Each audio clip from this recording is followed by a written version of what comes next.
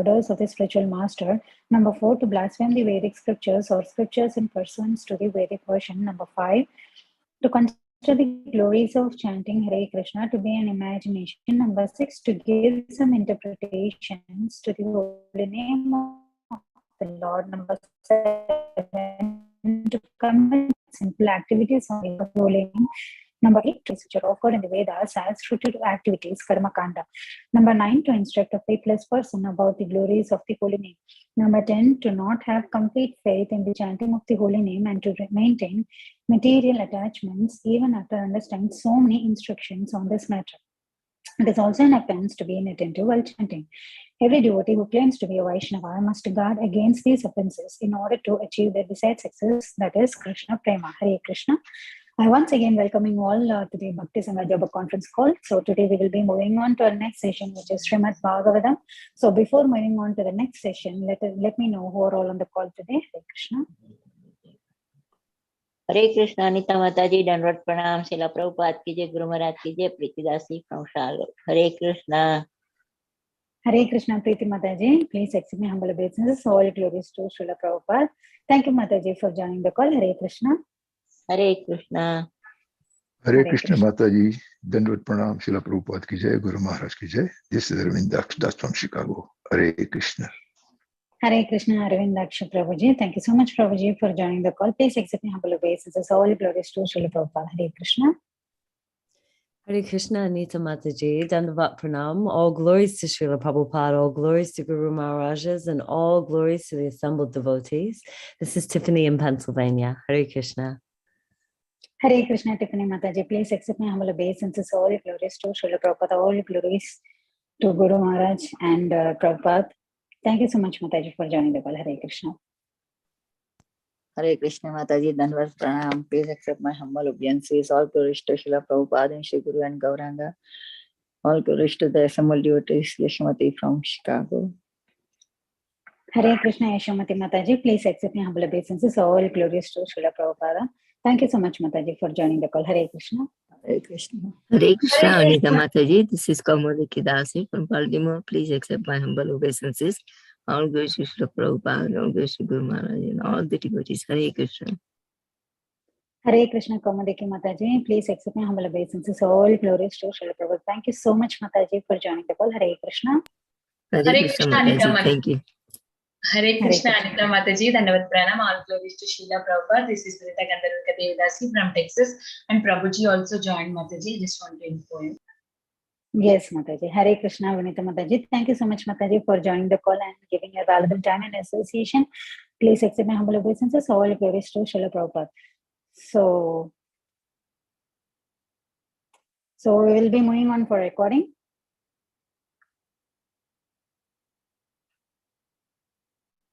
Hare Krishna, dear devotees. Thank you so much, all of them, for joining the Bhakti Sangha Japa conference call this morning. And I once again welcome you to the Bhakti Sangha Japa conference call. So now we will be moving on to our next session, that is which is Srimad Bhagavatam. So before moving to the next session, I will be handing over the call to Sudeshwar Shyam Prabhuji. Shyama Gauri Mataji. Hare Krishna Mataji. Dandavat Pranam Mataji. Yes, Dandavat Pranam Prabhuji. Thank you so much. Go ahead, Mataji. Go ahead. Yes, Hare Krishna. His Grace Balaram Shakti Prabhu is a full-time monk at Govardhan Eco Village. He completed his BE in Metallurgical Engineering from NIT Tiruchirappalli in 2000. Thereafter, he joined Pennsylvania State University and graduated with a PhD in Material Science in 2007. While at Pennsylvania State University, he took up to Krishna consciousness as a member of Vedic Society. He was mentored by His Grace Yugal Kishore Prabhuji. After he moved back to India, he chose to become a full-time monk at Radha Gopinath Mandir. Among others, he was mentored by His Grace Gauranga Prabhuji. In May 2000, he moved to Govardhan Eco Village and he has been serving there full-time. He is extremely erudite scholar on the Vaishnava scriptures and is one of the teachers at Bhaktivedanta Vidyapith. Prabhuji is a disciple of His Holiness Radhanath Swami Maharaj. Hare Krishna. Mataji, back to you, Mataji. Thank you so much, Prabhuji, for giving that brief introduction. So Thank you for your valuable time and association, Suresh Sham Prabhuji. Thank you so much for joining the call. All glories to Srila Prabhupada. Hare Krishna Balaram Shakti Prabhuji. We welcome you to the Bhakti Sangha Japa conference calls. And today we will be having our Bhagavatam verse, that is Canto 5 and Chapter 15 and Text 2. Please accept my humble obeisances. All glories to Srila Prabhupada. Over to you, Prabhuji. Hare Krishna. Hare Krishna. Thank you all very much for joining today. Thank you very much for giving me an opportunity to share my thoughts on Srimad Bhagavatam. So I just, there is some change that needs to be done in the introduction, because as I mentioned last time, I have moved to Chennai to be with my parents and take care of them as they have become old. So I'm no longer staying in Govardhan Eco Village, even though I'm connected there. So that's something that needs to be changed. I'll change it next time, maybe. Yeah, sure, Prabhu. So, no problem. Yeah. And okay, so let's start and today's session. Namo Vishnu Padaya Krishna Preshtaya Bhutale Srimate Bhakti Vedanta Swami Nitnamine Namaste Saraswati Deve Gauravani Pracharine Nirvisheshanyavadi Paschatya Deshatarine Jai Shri Krishna Chaitanya Prabhu Nityananda Shri Advaita Gadadhara Shivasati Gauravakta Vrinda Hare Krishna, Krishna Krishna, Hare Hare, Hare Rama, Rama Rama, Hare Hare. Hare Krishna. So today we'll discuss from the 5th canto, 15th chapter of Srimad Bhagavatam. And we'll be discussing verse number 2 to 4. Verses 2 and 3 do not have purport. So we'll be covering 3 verses today. And then we'll see what we can learn from these verses. Okay. So these are prose verses. So there is no meter. So we will read. Tasmad Vriddasyenayam Devatajin Nama Putro Abhavat. These are very simple verses. From Sumati, a son named Devatajit was born by the womb of his wife named Vriddasena. 3rd verse. Ata Asuryam tat tanayo Devadyumnastato Denumatyam Sutah Parameshti Tasya Suvarchalayam Pratiha Upajatah. Thereafter, in the womb of Asuri, the wife of Devatajit, a son named Devadyumna was begotten. Devadyumna begot in the womb of his wife Dhenumati a son named Parameshti. Parameshti begot a son named Pratiha in the womb of his wife Suvarchala. No purport. 4th verse. Ya Atma Vidyam Akyaya Swayam Samshuddho Mahapurusham Anusasmara. Right. King Pratiha personally propagated the principles of self-realization. In this way, not only was he purified, but he became a great devotee of the Supreme Person, Lord Vishnu, and directly realized him. So this is on the verse. So purport, Srila Prabhupada writes here. Just hold on for a second. Okay, Srila Prabhupada writes here. The word Anusasmara is very significant. So the word Anusasmara is very significant. God consciousness is not imaginary or concocted. The devotee who is pure and advanced realizes God as he is. Maharaj Pratiha did so, and due to his direct realization of Lord Vishnu, he propagated self-realization and became a preacher. Right? A real preacher cannot be bogus. He must first of all realize Lord Vishnu as he is. As confirmed in Bhagavad Gita 4:34, Upadekshanti te jnanam jnaninas tattvadarshinaha. One who has seen the truth can impart knowledge. The word tattvadarshi refers to one who has perfectly realized the Supreme Personality of Godhead. Such a person can become a guru and propound Vaishnava philosophy all over the world. The paragon of bona fide preachers and guru is King Pratiha. Right? So that is the purport. Om Ajnanatimirandasya Jnananjana Shalakaya Chakshurunmilitam Mena Tasmai Shri Gurave Namaha. Shri Chaitanya Manobishtam Stapitam Mena Bhutale Swayam Rupa Kadamahyam Dadati Swapadantikam. Vandeham Shri Guru Shri Utapadakamalam Shri Gurun Vaishnavamscha Shri Rupam Sagrajatam Sagana Raghunathanvit Tam Sajivam Sadvaitam Savadutam Sahagana Sadvaitam Savadutam Parijana Sahitam Shri Krishna Chaitanya Devam Shri Radha Krishna Padan Sahagana Lilita Shri Vishakhanvitamscha He Krishna Karuna Sindho Dinabandho Jagatpate Gopesha Gopika Kanta Radha Kanta Namostute Tattakanchana Gaurangi Radhe Vrindavaneshwari Vrishabhanuste Devi Pranamami Hari Priye Vancha Kalpatarubhyascha Kripasindubhye Vacha Patitanam Pavanebhyo Vaishnavebhyo Namo Namo Jai Shri Krishna Chaitanya Prabhu Nityananda Shri Advaita Gadadhara Shivasadi Gaura Bhaktava Hare Krishna Krishna Krishna Hare Hare Hare Rama Rama Rama Hare Hare Hare Krishna. So, in this purport, Srila Prabhupada talks about qualification for a guru. So we will quickly touch on this topic, qualifications of a guru. There are a few themes that I want to cover, but I'm not very sure. Based on my previous experience, I'm sure I'll be running short of time. So I'll try to quickly go through few sections and then maybe focus a little bit more on the other sections. So Prabhupada talks about qualifications of a guru. Prabhupada also talks about how a guru should be self-realized. So these two important topics we'll discuss. What does it mean to realize the Supreme Lord? What happens at the stage of self-realization? How this actually happens? Okay. So first we will discuss this theme of qualifications of a guru. Famous verse from Srimad Bhagavatam.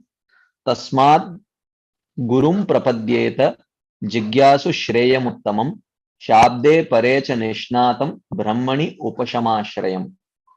Right? So he says, Tasmad, therefore, Uttamam Shreya Jigyasuhu.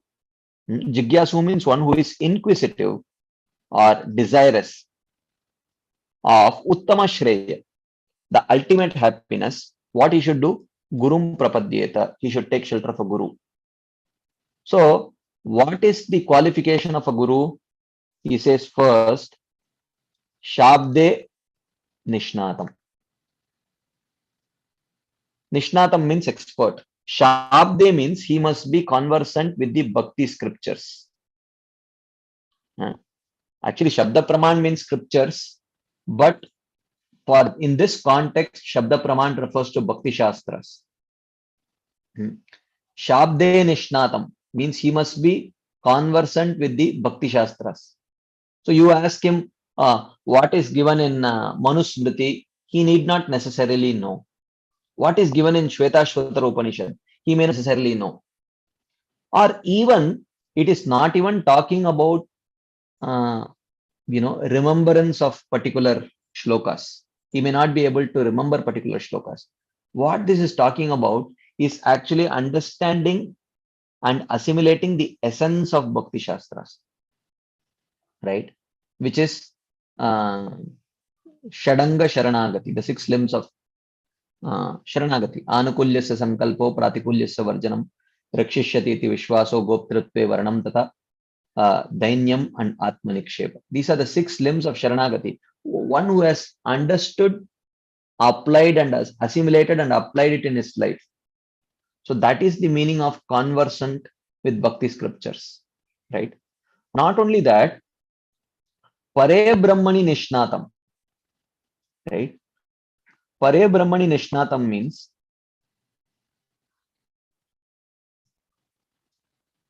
he is accomplished in chanting and hearing about the Lord, and in this way he has realized the Supreme Lord.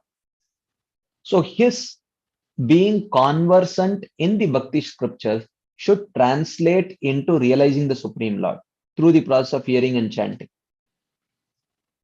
And what is the proof that he has realized the Supreme Lord? He says, Upashama Ashrayam. he must be fully tranquil. So tranquil means what? Fully sense and mind controlled. That is the meaning of Upashama Ashrayam. So these are the three symptoms of a guru. So ultimately, these two are in one sense internal. The third is external. Right? Externally one can see. So that is why if you see Srila Jiva Goswami commenting on this verse, he says, one should surrender to a guru who is skillful in understanding the meaning of the Vedas and other scriptures. If he does not have this quality, the faith of the disciple will become weak. If he's because he should why? Because since he will not be able to destroy the doubts of the disappointed disciple, must be a samshayat chetta. He must have a practical understanding of the Shastras so that he can actually solve the doubts of the disciple. If he is not able to do that, then the disciple will become disappointed. And he should be capable as well in realizing the Lord. Right?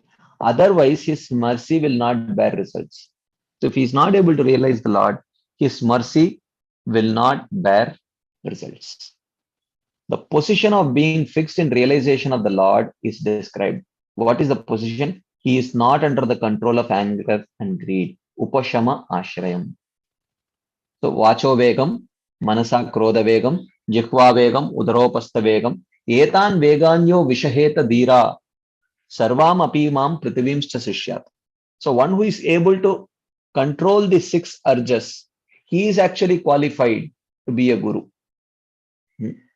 So now we have already discussed this once before, I remember, so I won't spend too much time on this.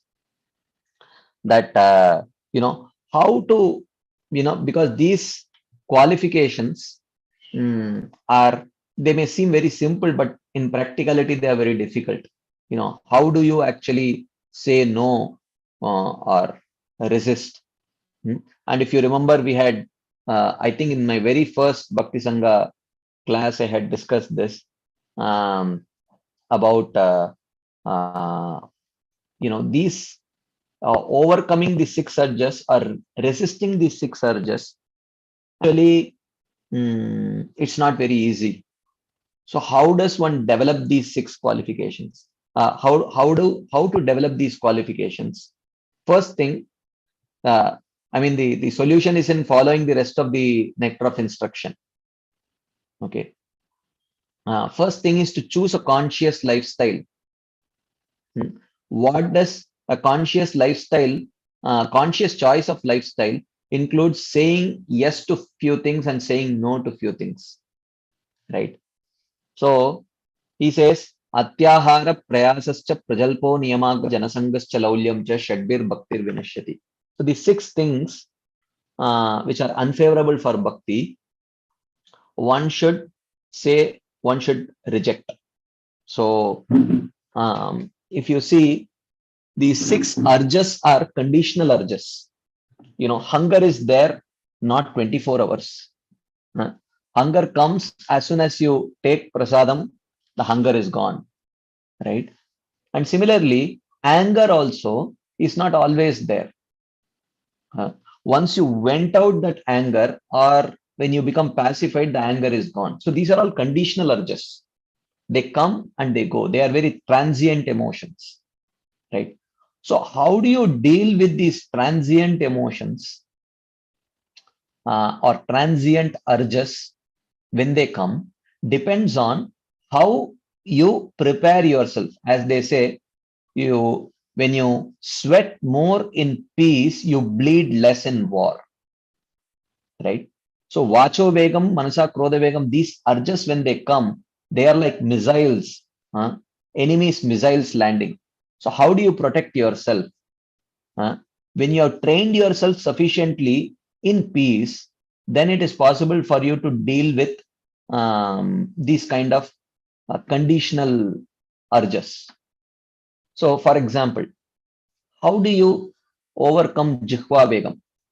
Sorry, Jihva Vegam, the desire to eat palatable foodstuffs.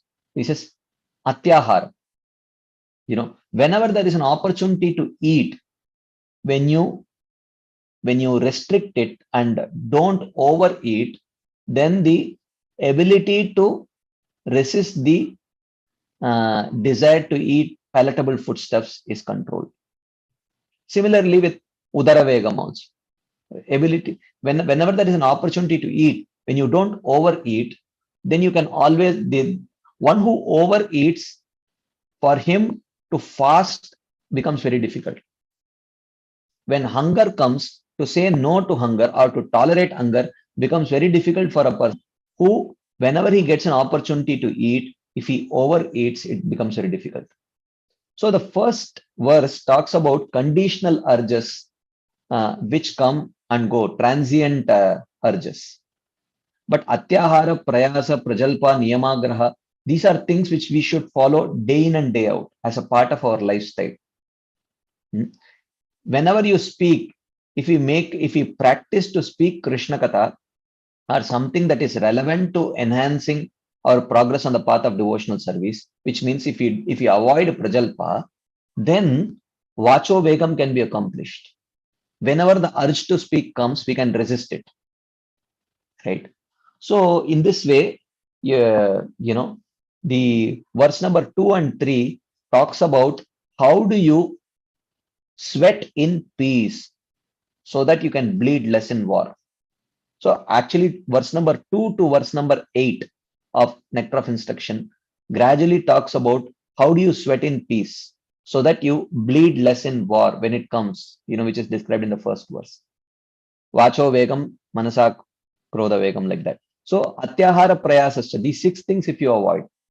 And the 6 favorable things are Utsahan, Nischayat, Dairyat, Tat Karma Pravartanat, Sangatyagat, Sato Vritte, Shadbir Bhaktir Prasiddhati. So when one consciously tries to act enthusiastically when it comes to performing devotional activities, when one acts with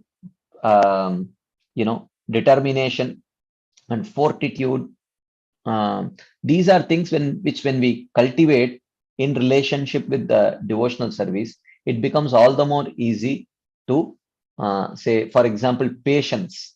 When patience as a virtue is practiced and cultivated, then all the 6 urges can be resisted because you have developed patience, right? Like that. I won't go into the details because we have already discussed these things in detail before. But to follow any lifestyle which is one needs proper support system, and that support system is the association of people who are also committed to following that lifestyle, right? Like say for example, sometimes if you go to in India, you go to parks, every day in the morning there are in public parks there are yoga classes, some yoga classes, some laughing therapy and things like that. In that you see, sometimes you will see a group of 25-30 people standing and laughing. They're like laughing loudly and you feel like, what are these people doing? But they are like oblivious because there are another 25-30 people doing the same thing, though they don't feel bad about it, right? But if you have to do it alone, it becomes very difficult to do due to social pressure. And imagine if someone is standing alone in the middle of a park and laughing, people will definitely think he has gone mad, right? So therefore you need association. So how to develop that association, right? Through the 6 exchanges. Dadati pratigrinnati guhyamakyati pruchhati bhunkte bojayate cheva shadvidam priti lakshanam. So when you have these 6 exchanges with people, then it develops loving relationships. When that loving relationship is developed, then it's a like-minded association in whose association you really like to do things, right? So like that. So now the next question is, you have to have these 6 exchanges with whom? With whom? In the next verse, Srila Rupa Goswami says, Krishneti yasya giritam manasadriyeta dikshasti chet pranatibhischantamesham Shushrushaya bhajana vigyam ananyam anya nindadi shunya hridamipsita sangalabdya. Right. So the three categories of devotees, if you have, so three categories of devotees are Kanishtadikari, one who chants the holy name of the Lord with pure faith, he is Kanishtadikari. If by chanting the holy name, he has come to a elevated state where he has become qualified to receive Diksha from his Guru, then he is Madhyamadikari. And if by practicing devotional service, he has elevated himself to such a high stage where he is perfectly advanced in undeviated devotional service and his heart is completely free from the desire to criticize anyone, then he is Uttamadikari. So, and there are different ways in which you have to deal with them, that is mentioned. So the point is that the 6 exchanges should be had with these 3 types of people. If you have the association Uttamadikari, very good. One should hanker for it, serve him and take that association. If not, if a Madhyamadikari's association is there, then have the 6 exchanges and have and associate with them. And if not, then one can even associate with Kanishtadikaris, give them your association and train them nicely, right? So in this way, it is mentioned that with these 6 exchanges should be had with these 3 categories of people. But in having these 6 exchanges, the problem is that we will see their conditioning and we may get turned off. We may get demotivated to continue with that association. So Rupa Goswami says, Drishtair Swabhava Janitair Vapushascha Doshair Na Prakritatvam Bhakta Janasya Pashyet Gangam Basam Na Kalubudbuta Fena Pankair Brahma Dravatvam Apagachati Nira Dharmair. He says that, okay, if you see a conditioning, learn to distinguish between the person and his conditioning. The conditioning is just the baggage that he is dragging. The soul is hankering for the lotus feet of Krishna. And by that, by engagement in devotional service for attending the lotus feet of Krishna, this conditioning is very soon going to go away. He's going to give up that baggage. So I should not give up the association of that devotee because he is carrying a baggage. It is just a question of time, as Krishna promises. Shipram bhavati dharmatma shashvat shantim nigacchati kaunteya pratijanehi naprapnashati. Very soon he will become dharmic. So we should not give up. Learn to separate the conditioning of the person from that person. That person wants to surrender to the lotus feet of Krishna, but his conditioning is just acting as an obstacle. But Krishna has taken responsibility to remove that conditioning. So we should not be worried. So he has mentioned that, follow the do's and don'ts of this lifestyle. And in order to follow this lifestyle, you need association. You develop association by the 6 exchanges with these 3 kinds of Vaishnavas.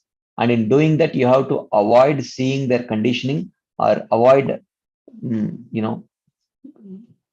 seeing their conditioning and taking it too seriously. And in their association, we should do, right?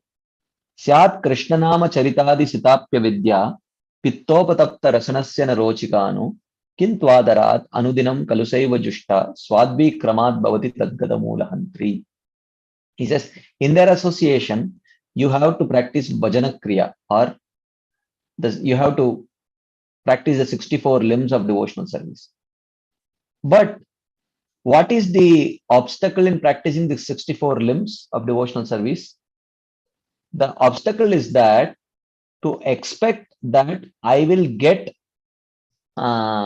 taste before I endeavor to practice steadily. So the point is, Ruchi comes after Nishta.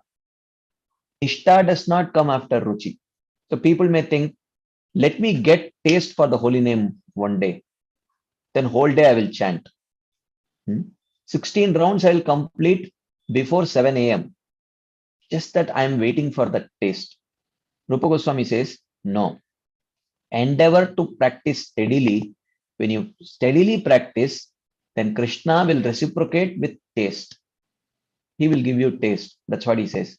Syat Krishna Nama Charitadi Sitapi. Even though Krishna's name form qualities are very sweet, avidya pittopatapta rasanasya narochikanu, because the tongue is covered by the layer of ignorance. Just like a jaundiced person's tongue is covered by a layer of bile, right? So when that bile covered tongue comes in touch with any sweet objects, it tastes very bitter. Similarly, the sadhaka's tongue is covered with the bile-like ignorance, because of which his tongue and ears, when they come in touch with the holy name or holy pastimes, they taste bitter. But then he says, Kintu adarad anudinam kalusaiva jushta. The instruction is that don't give up. Endeavor to steadily practice. Don't give up. With respect, regularity and regulation, practice devotional service. Swadvi kramad bhavati. Gradually it will become more and more tasteful as the layer of ignorance is destroyed by the practice of bhakti. Right? So now that you have developed taste in this way, then what happens? What should one do? He says, Tan nama rupa charitadi sukirtananu smrityor kramena rasana manasi niyojya tishtan vraje tadanuraga jananugami kalam nayet akilam iti upadesha saram. Then, in this way, when you engage your senses and mind in Krishna's name, form, qualities, pastime, while doing this, once you get taste, then you should go and reside in Vrindavan. Tishtan Vraje, Tad Anuraga Jananugami, and try to become a follower of the Vrajavasis. Kalam Nayed Akilam, Iti. Iti Akilam Kalam Nayed. In this way, if you spend all your time, Iti Upadesha Saram, this is the essence of all instructions.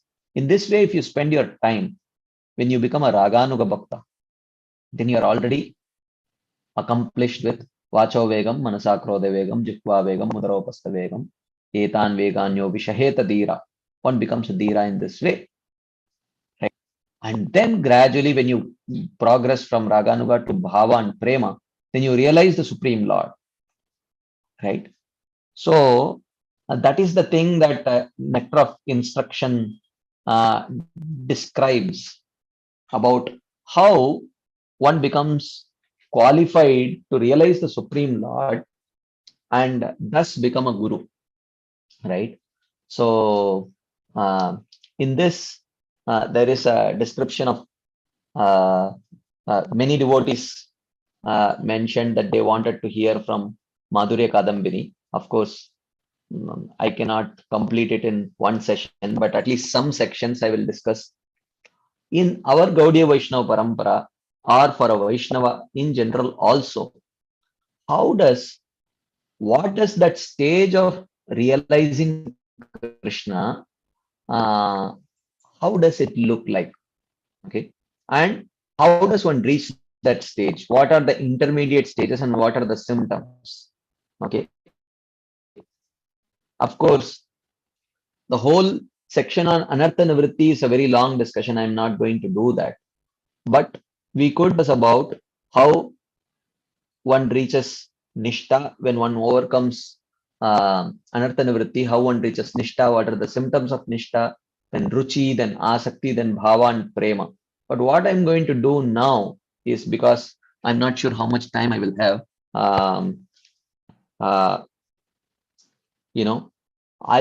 let me start with, I will directly go to the stage of Prema, which is the stage of complete self-realization. And we will try to discuss how does this self-realization happen? How the Lord reciprocates with such a person?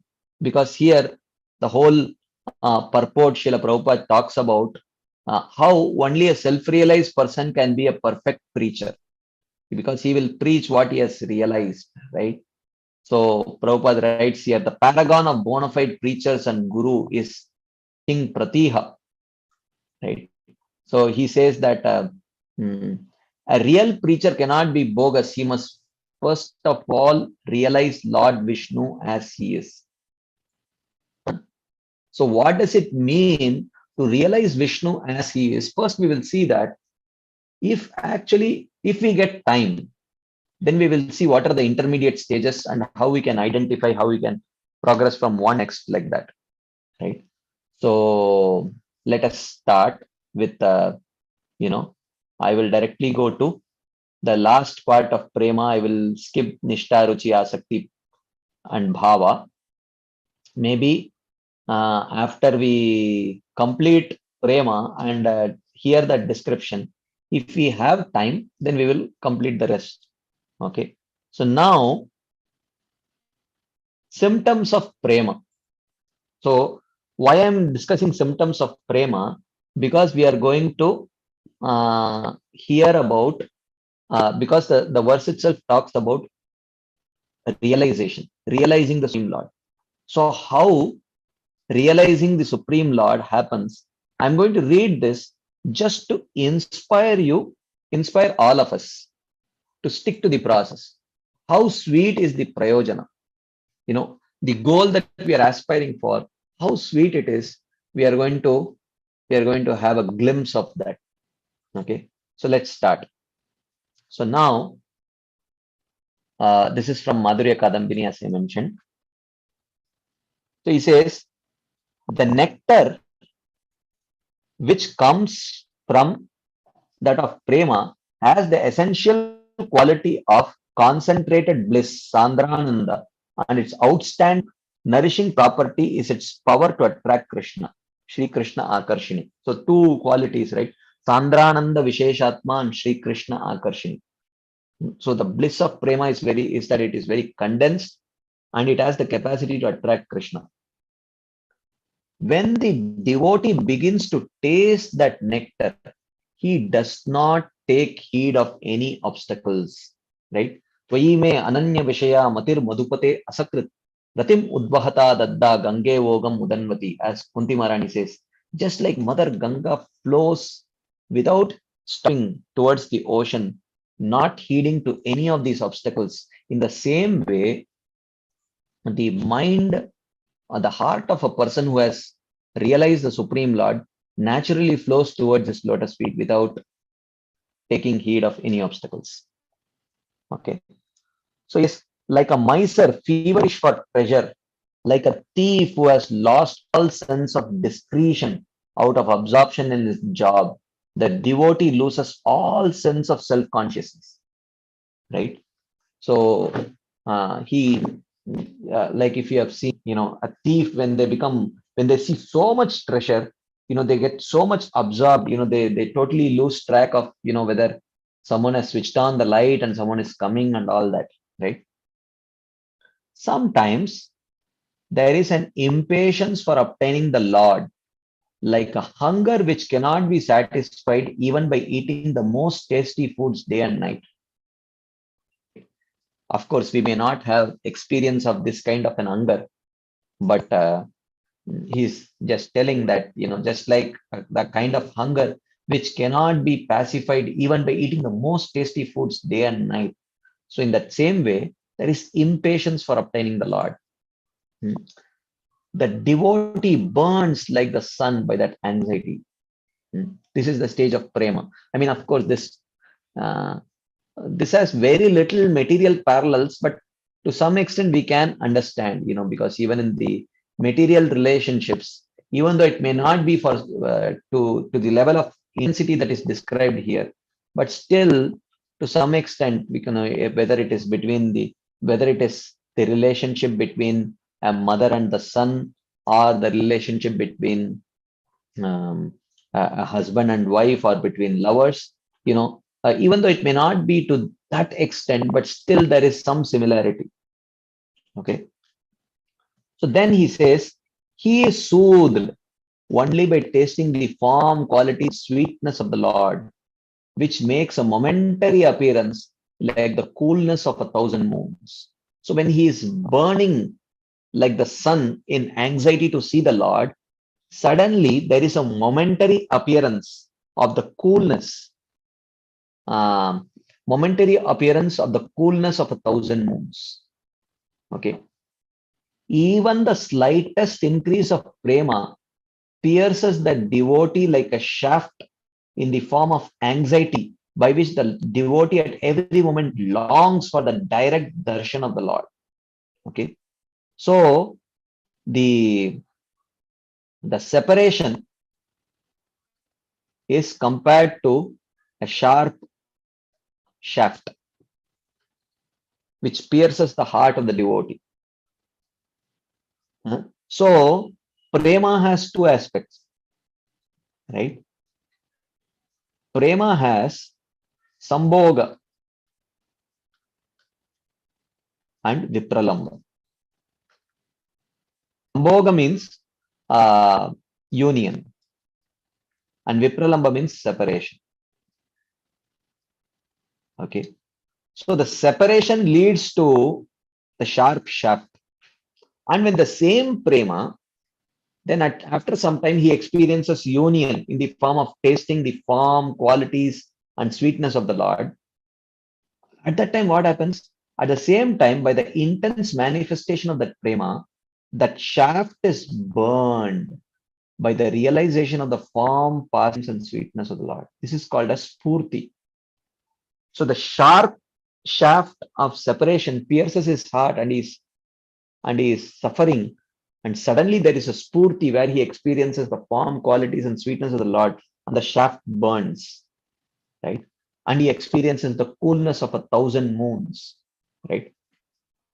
But still, even that experience of union with Krishna he remains unsatisfied, right?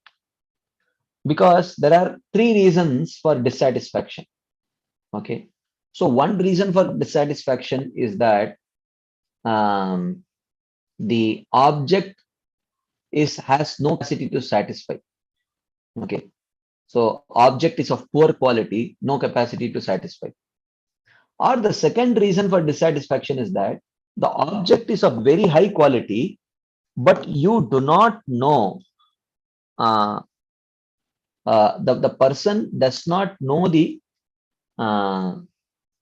real glory of that thing. So he thinks that, oh, this is not that good. So he remains unsatisfied because he does not know how good that object is. Okay. The third reason is that the object is very much capable of, it's a very satisfying object.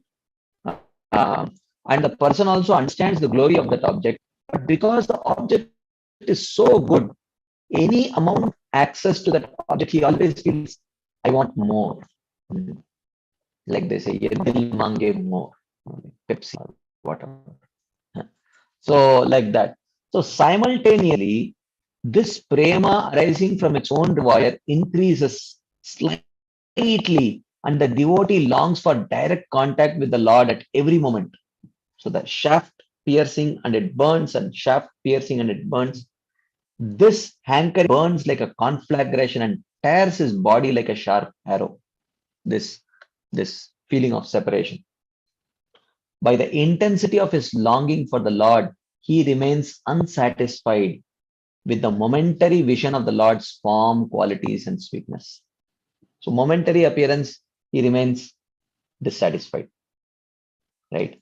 So then he says, then prema, assuming the form of a magnet, attracts black Krishna and makes him appear to the devotee for a moment. So then the next stage, this prema takes the form of a magnet, and Krishna is like the black iron piece who will get attracted to this magnet. So this prema, which is in the heart of the devotee, acts like a magnet to attract Krishna. Shri Krishna Akarshini. Okay. Now starts a very, very sweet description of what happens to the devotee. Please hear carefully.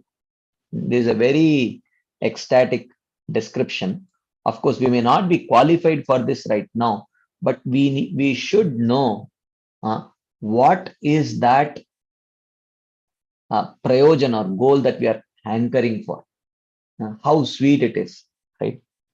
So he says, at that time, all the senses of the devotees, the eyes, the nose, the ears, the tongue, the sense of touch, they all become the receptacles of all the auspicious qualities of Krishna.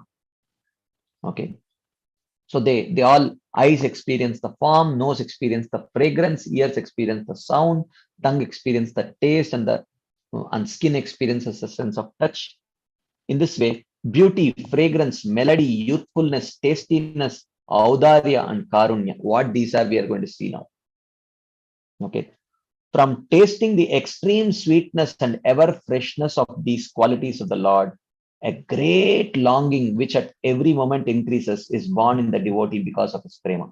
When he experiences it, okay, then the longing for that object increases because it's so tasty.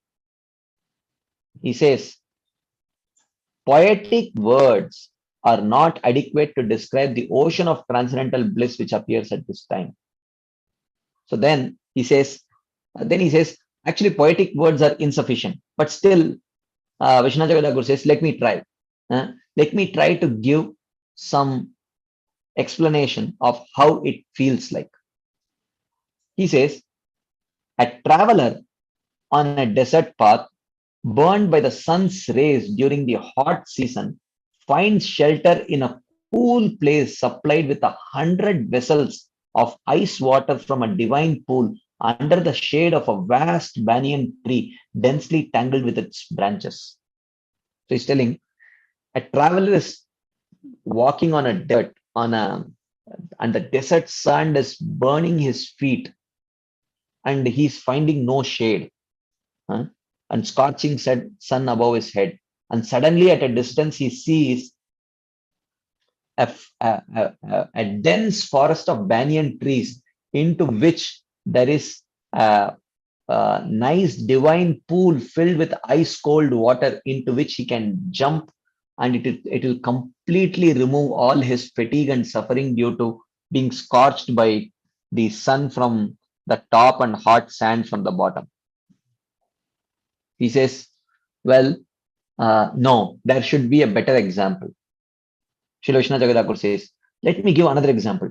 An elephant caught in a forest fire without escape is finally bathed by unlimited water from a bank of rain clouds. He says, what about this example? An elephant is caught inside a forest fire and it is getting scorched by that fire from all sides. And he is thinking that I don't have any hope right now, I'm going to die. And suddenly out of nowhere, a dense, dark rain cloud starts showering unlimited cool rain from the top, extinguishes the fire, and pours cool water on the body of the elephant. How does this sound? Srila Vishwanath Chakravarti says. And he says, no, this also does not sound very perfect. Let me think of some other example. He says, how about this? A person afflicted by mortal disease and craving satisfaction drinks the nectar, tastes its exquisite sweetness, and experiences unbounded bliss. So a person is suffering due to a mortal disease because of which he is supposed to die very soon. And all of a sudden, he gets a pot of nectar, which is going to make him immortal. And not only that, it's not only going to make him immortal, but he's also, while drinking it, he's going to experience unlimited, unbounded bliss. How about this? Srila Chakravarti says, and he says, no, this also does not compare. And then he thinks, actually, this cannot be compared. I cannot compare it. There is no comparison to this in this material world, like that. So now, on one side, the devotee is experiencing this prema of he's getting some momentary experience of name, form, qualities, pastimes, and at other time he's experiencing the deep separation, which is compared to a sharp shaft piercing his heart. At that point of time, it is mentioned that the prema assumes the form of a magnet to attract the iron-like Krishna, black Krishna, towards the devotee. And then when Krishna comes, he starts reciprocating with the devotee. How does he reciprocate with the devotee? Shri Vishwanath Thakur describes. He says, then the Lord reveals first his beauty, Saundarya, to the eyes of the devotee in this remarkable condition. First, he shows his beauty, right? And the eyes can experience form. The eyes become very excited. On account of the sweetness of that beauty, all the senses and the mind take on the quality of eyes, and obstacles such as paralysis, shaking, and tears are generated. So now, because the Lord is showing only beauty, Saundarya, his form, the ears and the nose and the skin and the tongue and the mind, they are thinking, why should only the eyes experience beauty? We all want to become eyes.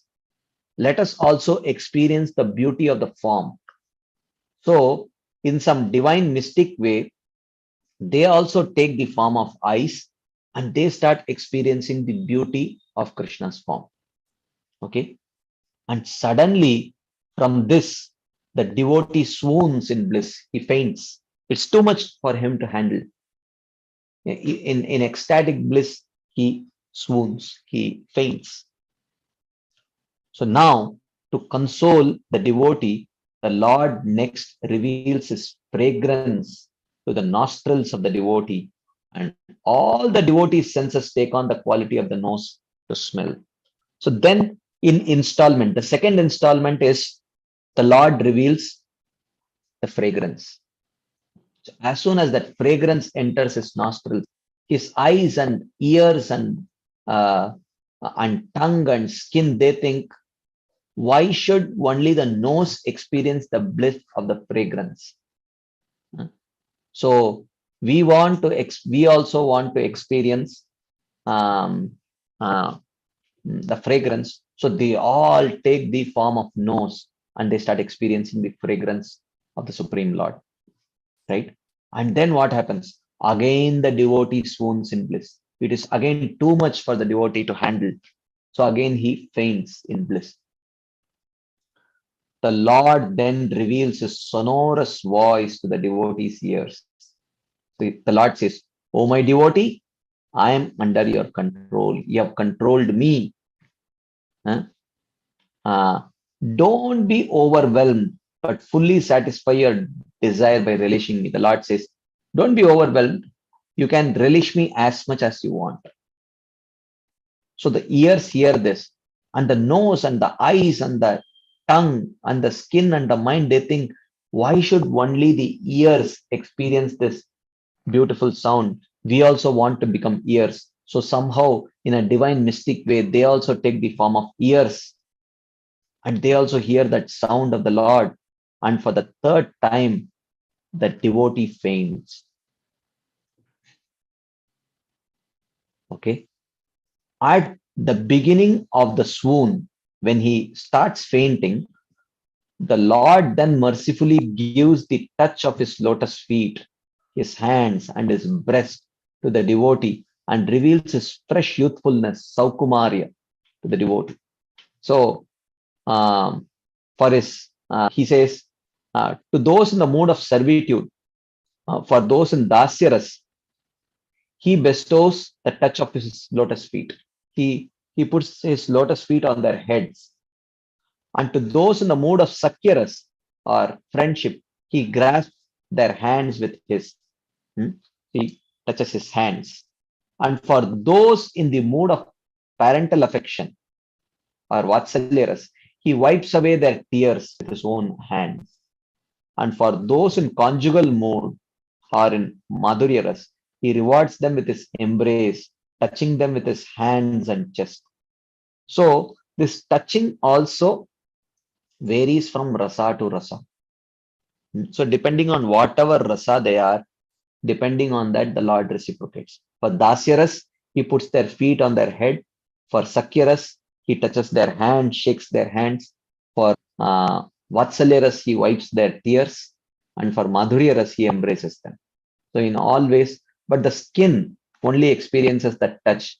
but at the same time, all the senses feel, why should only the skin be the recipient of the touch of Krishna? So the eyes, ears, nose, and tongue, they say, we will also take the form of the skin and experience that sense of touch, like that. So the devotee's senses all take on the sense of touch, and the devotee faints for a fourth time, deep swoon. At the start of the swoon, at the start of his fainting, the Lord then restores him by giving the taste, saurasya, from his own lips.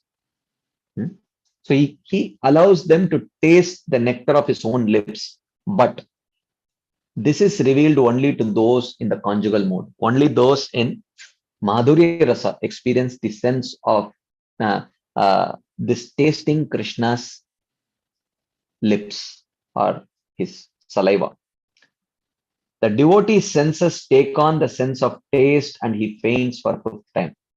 Okay, so now the ears and nose and the skin and the mind and the eyes, they think, why should only the tongue experience the bliss of Krishna's saliva? We all will take the form of tongue and they all experience it in some divine mystic way. And then what happens?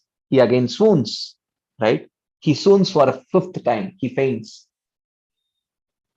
Then, does the Lord have anything else to give to the devotee? He says, this blissful swoon is so deep that the Lord must revive him by bestowing him audarya. This is the next stage, audarya, generosity. What is this audarya? He says, audarya refers to the state in which simultaneously all of the Lord's qualities, his beauty, his fragrance, the sound, the touch and taste suddenly manifest themselves to the devotee's various senses. Now all at once, he is able to experience, and all the senses are wanting to experience everything. This is called as audarya, where simultaneously, initially he first gave only form, the sweetness of his form, then the sweetness of his fragrance, the sweetness of his sound, then the sweetness of his touch, then the sweetness of his taste, then audarya, all the sweetness together, he manifests to the devotee. And now what happens? This prema creates an inconceivable turmoil in the heart of the devotee. Okay. So it says, at that time, prema, which understands the will of the Lord, so prema is acting according to the will of the Lord, increases to the extreme, and there is a corresponding extreme increase in the craving. When the taste becomes more and more, the craving to experience it also becomes more and more. That prema presides as a moon over the ocean of bliss, and simultaneously it increases hundreds and hundreds of waves, and it agitates and creates an almost destructive friction in the devotee's heart. So the moon creates the tides. Okay, the moon presides over the ocean. So it creates hundreds and hundreds and waves of prema, which agitates the heart of the devotee, and it creates a destructive friction in the devotee's heart. It then becomes the beautiful ruling deity of his mind in that condition. Then prema completely takes over the heart and mind of the devotee, and it starts ruling the heart of the devotee.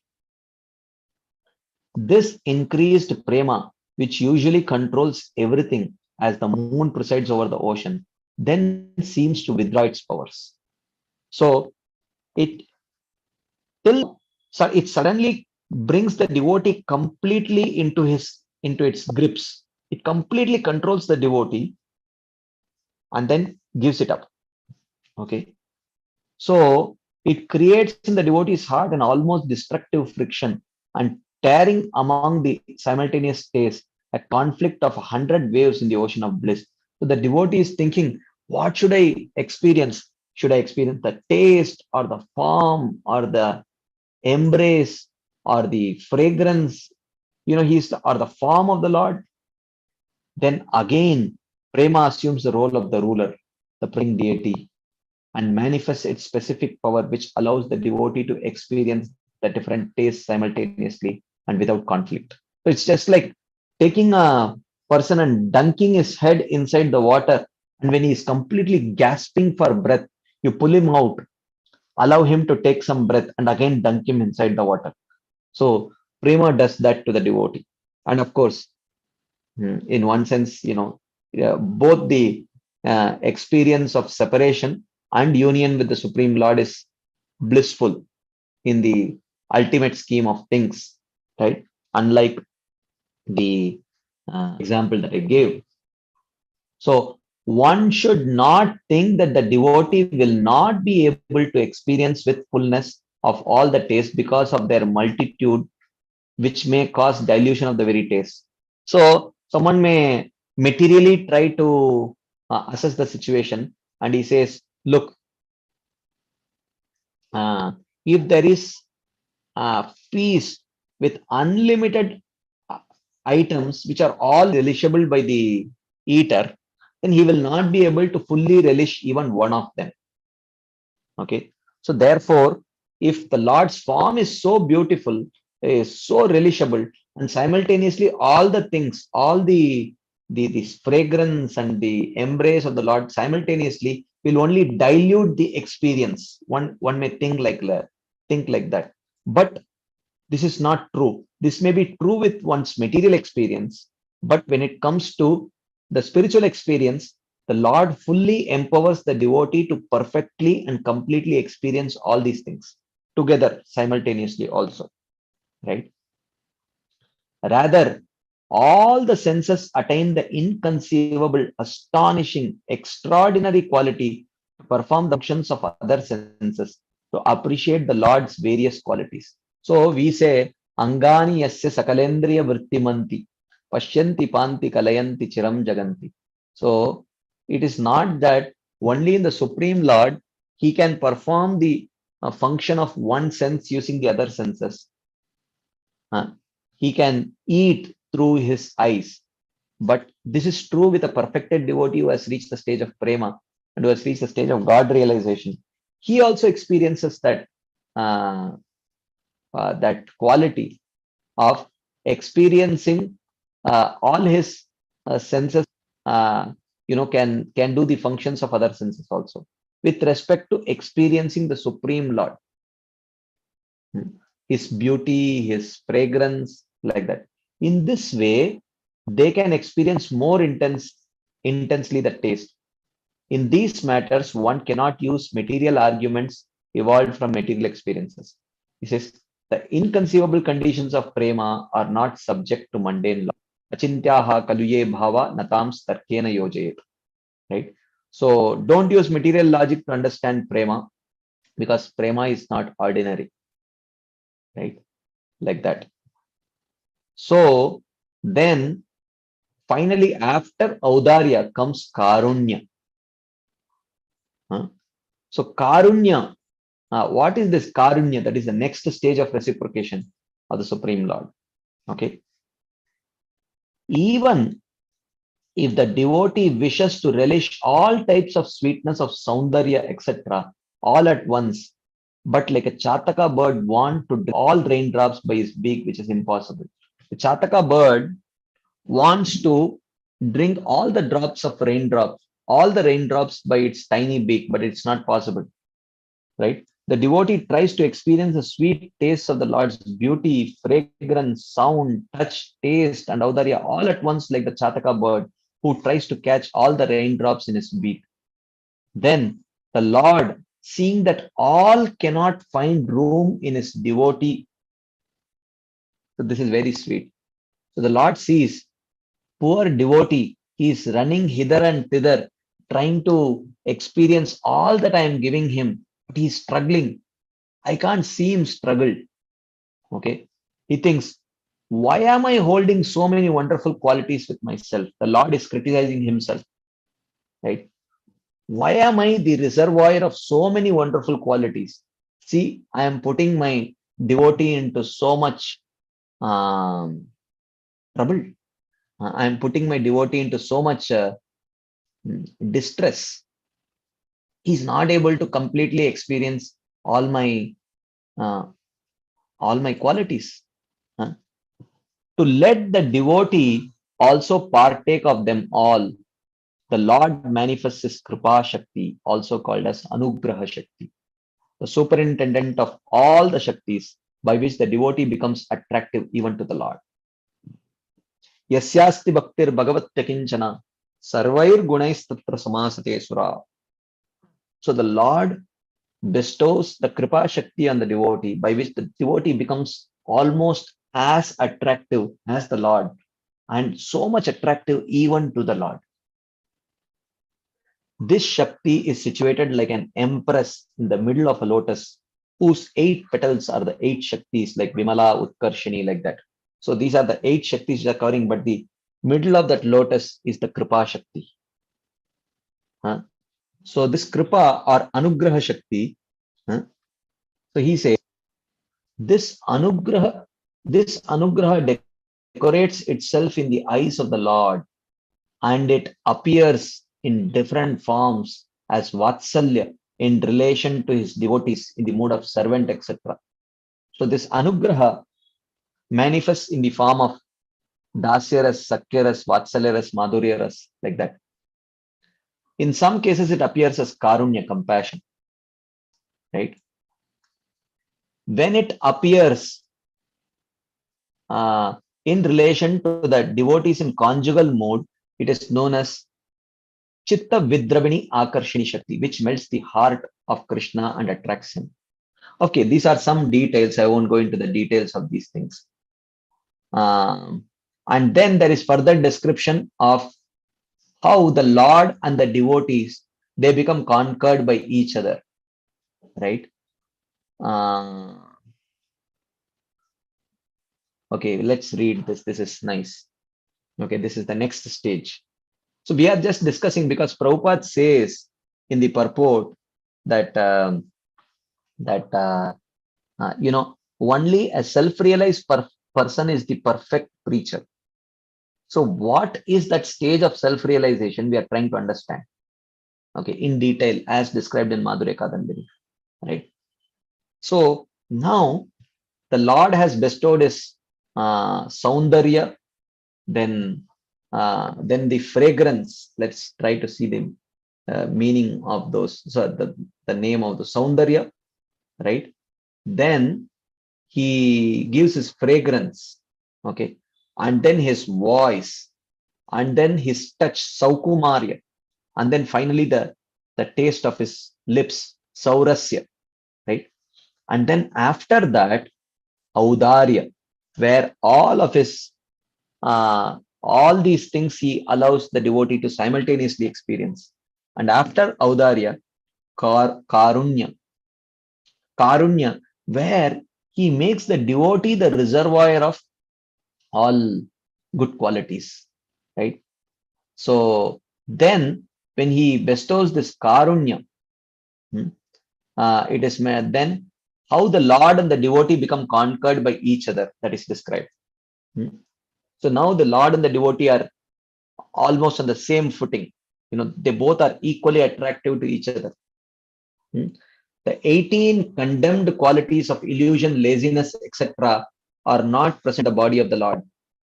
By the agency of this Bhakta Vatsalya, however, even these qualities become present at times in various avatars such as Rama and Krishna, and are appreciated by the devotees. Right? Sometimes illusion, laziness, error, etc. From a very, you can say, these qualities are not there in the Supreme Lord from the Siddhanta point of view. But from the Rasa point of view, even they become manifested in the Supreme Lord. And those who are experiencers of Rasa, Rasika, Bhuvi Bhavuka, they can see those apparent faults and also love Krishna for that. Right? When Krishna is bewildered, thinking, where am I? Where is Mother Yashoda? I'm not able to see her, like that. Even that is very appreciable. They don't think, oh, here is the Supreme Personality of Godhead. Why is he thinking like this? Is he not aware of where is Mother Yashoda? Like that. So even such apparent condemned qualities, when they appear in Krishna, they are appreciated by the devotees, right? By now, these faults become excellent qualities, right? So these are faults. Even compassion is a fault when it is born out of mode of goodness. But these apparent qualities of arrogance, envy, violence, etc., they can be present in perfected devotees, and they are glorious, or sometimes in Krishna also, they are glorious because they are not a byproduct of the three modes. They are a byproduct of prema. They are sometimes called as sanchari bhavas, sometimes called anubhavas.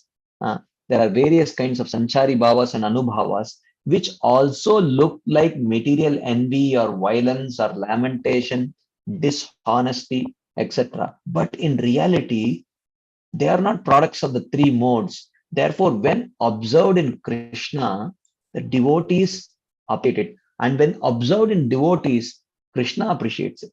And the other devotees also appreciate it. Right? So he says, attaining the power to taste completely the beauty, fragrance, etc. of the Lord and tasting each one, the devotee ascends to higher and higher peaks of astonishing experience. His heart melts on incessant realization of the Lord's unheard of Bhakta Vatsalya. His heart starts melting. The Lord displaying his wonderful nature, he says. The Lord is now speaking to his devotee. He says, "Oh, best of the devotees, many births you have given up wife, house, and wealth for the sake of my service. Many, many births you have given it all up. You endured the miseries of cold, wind, hunger, thirst, and pain, tolerated the contempt of other men, taking to a life of begging. You tolerated all of this, right? In payment for all of your sacrifice, I cannot give you anything. I have become your debtor. Na parayeham niravajya samyujam. He says, I cannot repay. I have become indebted to you. You sacrifice so much for me. What I do for you? Nothing. Right? Since lordship over the whole earth in the post of demigod and mystic powers are unsuitable for you, how can I give them to you? One cannot give grass and straw, the enjoyment of cows, to a spiritual personality such as you. If I give you dominion over the three worlds, that is like giving grass to a human being.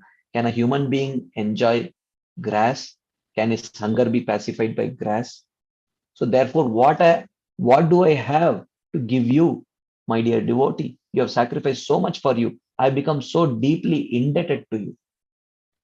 Even though I am unconquerable, today I have been conquered by you. I am taking shelter of the creeper of your gentleness. You are such a gentle person, and I am taking shelter of the creeper of your gentleness. So now, hearing these words of the Supreme Lord, the devotee is not going to keep quiet. He is going to speak also. So, accepting the sweet, affectionate words of the Lord as the ornaments of his ears, the devotee says, O my Lord, my Master, O ocean of unfathomable mercy, you glanced upon me while I was being bitten by an array of crocodiles, the infinite miseries of endless births and deaths amidst the terrifying current of material existence. I was being bitten by the endless crocodiles and by an array of crocodiles of adhyatmic, adibhautik, and adidaivik kleshas. It is your glance that saved me. Right? O Lord, transcendental to all material planets, your butter-like heart melts as it is filled with mercy. In the form of spiritual master, you destroy ignorance and lust. So the devotee does not want to take any credit for whatever the Lord has spoken. He says he passes on the credit to the Supreme Lord. Isn't it? If it was not for your merciful glance on me, I would still be rotting in this material world. If it was not for you taking the form of the Guru, I would still be rotting in this material world due to ignorance and lust. By manifesting the Sudarshan Chakra of your wonderful form, you have pierced these crocodiles and freed me from the clutches of their teeth. To fulfill my desire to serve your lotus feet as a maid servant, you place the syllables of your mantra in my ears. You placed the mantra in my ears. You made me your maid servant. You destroyed my suffering. You purified me the process of constant hearing, chanting, and remembering your qualities and name. You made me understand how to perform service to yourself through the association of your devotees. I am unintelligent, the lowest of the low, even one day I have not done you any service. This is the mode of the devotee. And he says, such a miserly person, such a miserly selfish person deserves to be punished. Contrary to this, however, showing your very self to me, you have made me drink nectar.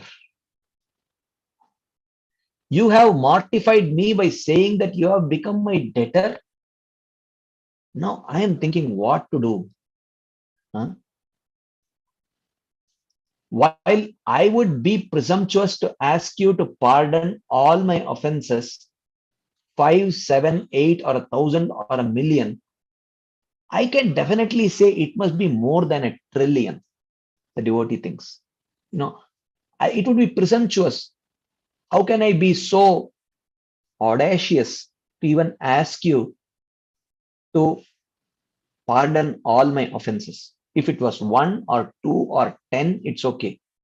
It must be 1,000,000,000. It must be 1,000,000,000,000.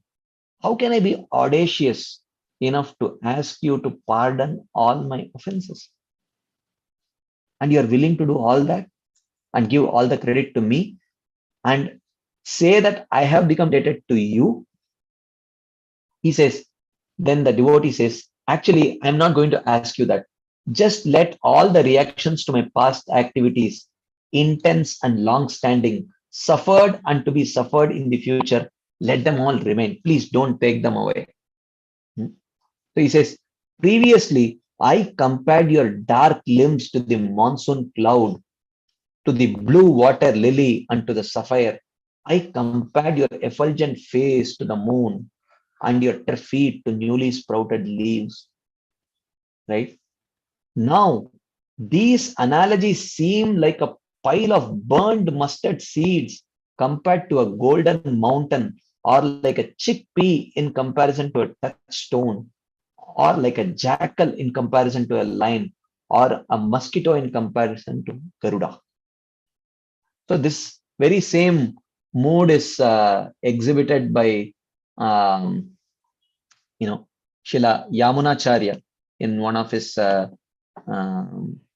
prayers. He says, my dear Lord, now that you have given me your merciful darshan, I am feeling so embarrassed that what all I have compared you to. I have compared you to the lotus, to the your eyes to the lotus, your complexion to the complexion of a dark rain cloud. I feel so embarrassed. How could I make such a comparison? Now that you have mercifully given me this darshan, I have clearly committed offense. He says, by my poor intelligence, I have clearly committed offense to you. Such inapt poetry meant as praise unto yourself is accepted by common people. Only common people would accept and clap hands and glorify such inapt poetry. If only you were merciful enough to give them your darshan, then they would understand how inapt my poetry was in trying to glorify you. But after seeing the opulence of the Sri Murti for a while, I have just become shameful, and like an impatient cow, my voice wordings will not defile the desire creeper of your beauty with the teeth of comparison. He says that even though I have used very inapt poetry to describe you, still my words will not defile your beauty, right? Like that.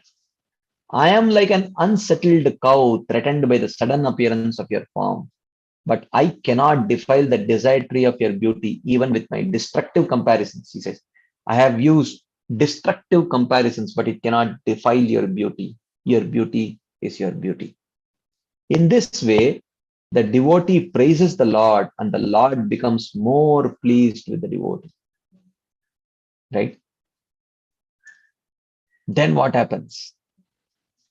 Then the Lord starts revealing further things. Then he reveals all the favorable accoutrements necessary for the devotee's particular relation to the Lord, imbued with the excellent rasa. So now he has showed his form, his fragrance, and everything, Audarya, Karunya. Yeah, he has made the devotee a perfect reservoir of all the good qualities. And now he reveals the other things which are needed to enhance that rasa. What does he reveal? He reveals Shri Vrindavan. He reveals the desire trees of Vrindavan. He reveals the Maha Yoga Peeth. There are many Yoga Peeths in Vrindavan where Radha and Krishna unite. He reveals the most dear daughter of Rishabhanu, Radharani. He reveals her associates such as Lalita and her Manjaris. And he reveals his own friends such as Subal. He reveals the cows maintained by him. He reveals the Yamuna river. He reveals Govardhan. He reveals the forests such as Bhandiravan. He reveals the Nandishwar hill. And he reveals all the mothers, fathers, brothers, friends, and servants there and the other Brajavasis, which are all, gradually one after another, he reveals them to enhance their mood of either Dasya, Sakya, Vatsalya, or Madhurya. In this way, the Lord submerges the devotee in the enchanting tidal wave of bliss and then disappears with his entourage. He shows and then disappears while the devotee is, and then the devotee laments after the disappearance of the Lord, like that. Of course, it's a very, very interesting description, but we are just running short of time. Maybe I'll quickly go over it. Okay. So now the Lord takes it away. Recovering consciousness after some moments, the devotee, anxious to see the Lord again, opens his eyes and not seeing the Lord, he begins crying. He thinks, was I merely daydreaming? Was I merely dreaming? No, I was not dreaming because I have neither drowsiness nor any contamination in my eyes from sleep. Because after you get up, there are some impurities which are formed at the corner of the eyes. He says, I'm not feeling drowsy and I don't have any contamination in my eyes. So I must not have been dreaming. Oh, it must be some hallucination. Maybe I was hallucinating. So then he says, no, it can't be hallucination. For a hallucination could never give real bliss. I was feeling so blissful. If I was hallucinating, then how is it that I was feeling that real bliss? So I cannot be hallucinating. Then he thinks, oh, maybe it was I had some defective mind. My mind became filled with some defects. He says, no, it can't be because all the symptoms of unsteady mind are absent. It cannot be unsteady mind also.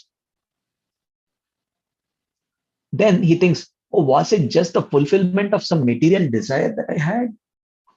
He says, no, material fancy could never approach what I have seen. Then he thinks, was it just a momentary meeting with the Lord? He says, no, it can't be because it is completely different from all previous visions of the Lord that I remember. So in this way, the devotee remains in uncertainty. He's not sure what is it. What is it that I experience? I'm not able to understand. Lying upon the dusty earth, he prays constantly for the same experience. So he's just crying and lying on the dusty earth, and he's praying for that same experience.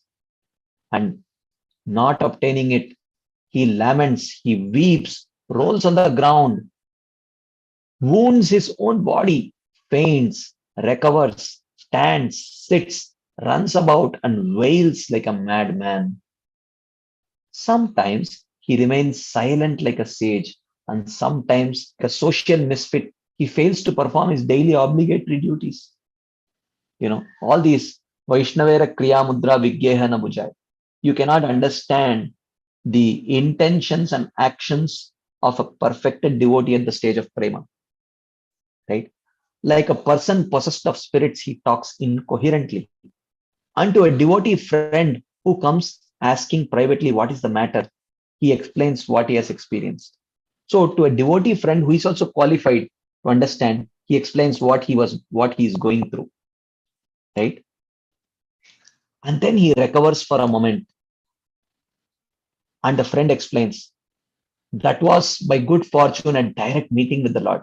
The friend says, you know what? You had a direct meeting with the Lord. That's exactly what happened. Then, satisfied with that explanation, he becomes happy. So the devotee becomes happy. Oh, really? I had a direct meeting with the Supreme Lord. Oh, he becomes very happy. Then he starts lamenting. But because no longer do I have that association. Was it a shower of mercy from some great devotee of the Lord upon this unlucky soul? Did some devotee, merciful devotee, shower his mercy upon me that I got this momentary darshan of the Lord? Or was it by mere chance? Or was it the result of some past honest endeavor? Or perhaps it was simply the causeless mercy of the Lord? Huh?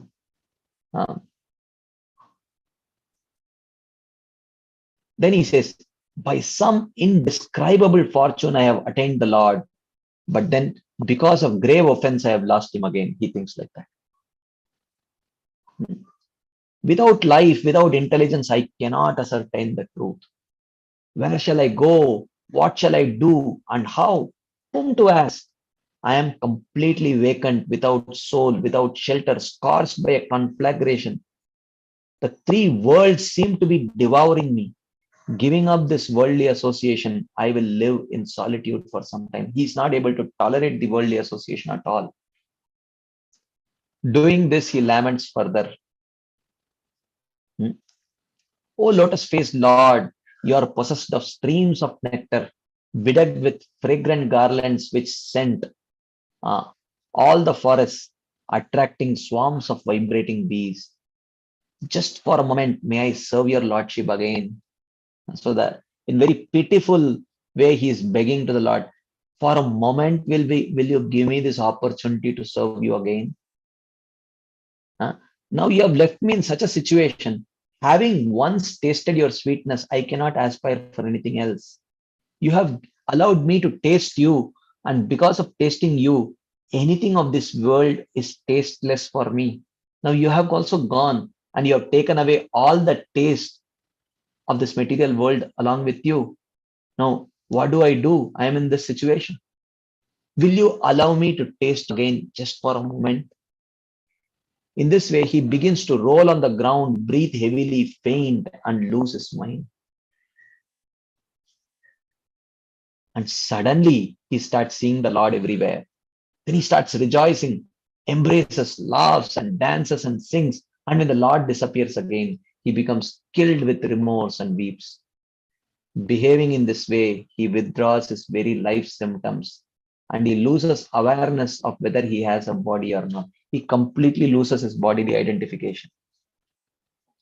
Then, not aware that his material body has passed to the elements, he understands only that his desired Lord, the ocean of mercy, has manifested himself.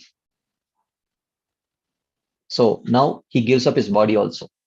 So the person at the stage of prema, he loses completely, loses all life symptoms, gives up his body, and then he meets his desired Lord.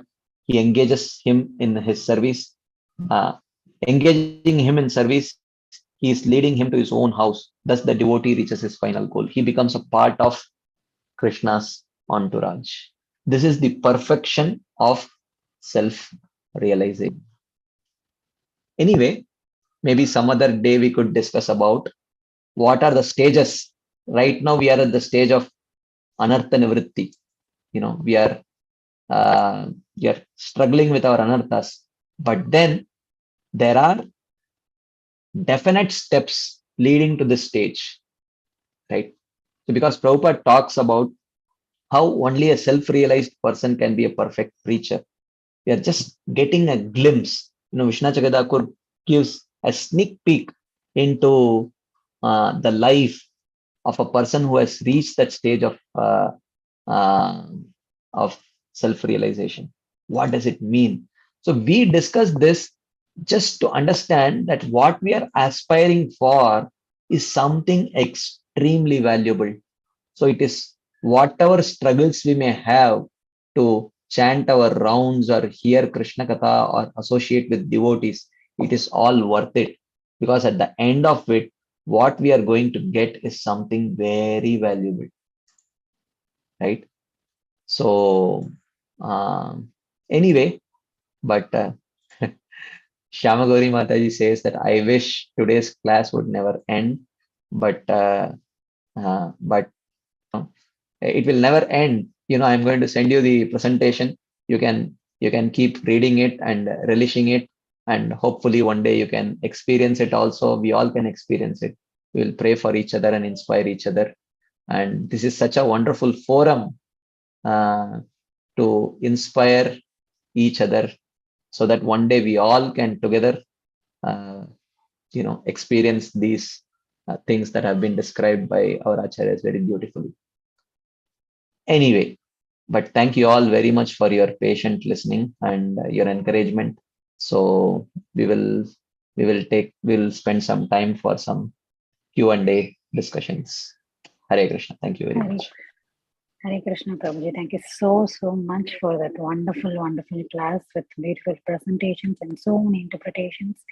And it was really so wonderful, starting from Anusasmara, the God conscious is not imaginary, then real preacher who is a real preacher, and telling about the 4.34 shloka, that is Tattva Darshanaha, and the qualifications of Guru, which is told in Bhagavatam 11.3.21, and Nectar of Instructions. You took so many interpretations from that, like how a devotee should control his 6 urges, and what are the things that is unfavorable for bhakti.